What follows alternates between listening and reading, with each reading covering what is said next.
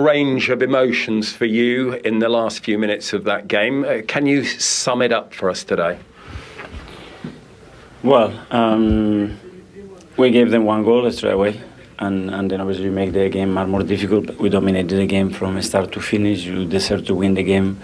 But this is football, and so you can shoot 35 times, the opponent can shoot 1.5 and still lose the game, and that's what happened today. But with all the effort that we made, the situation we generated, chance to chance, the attitude of the boys, the way the subs came up, and you go 2-1 up, and then with 10 men the game is done, and you give a ball away, you give a corner, and then you have to defend that box with your lives if you want to gain wins in the Premier League, and we didn't do that well enough.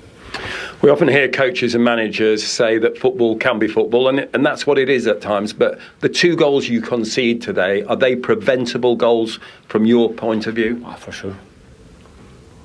Where do you eradicate those sort of mistakes? Is that purely, as we talk every week, about training ground, about concentration?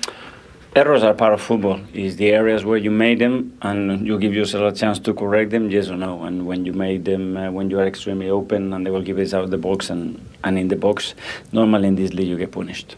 Does this almost have the feel of a defeat about it today? Sure, because, when you see the way the team plays, the team deserves to win the game. It doesn't matter if they score 2, 3 or 4. We need them to score 5, 6, 7 or 8, because what you generated here today, it's incredible, but this is this league. This is the quality of the opponents when you give them something, and we just need to look at ourselves today. It's still a team that's emerging and still a team with a lot of young and some still inexperienced players. Is this all part and parcel still of the Arsenal journey? Every game is, and to find yourself and the best version of yourself, and every game brings you lessons and things to learn from, and for sure we'll take a lot from today's game.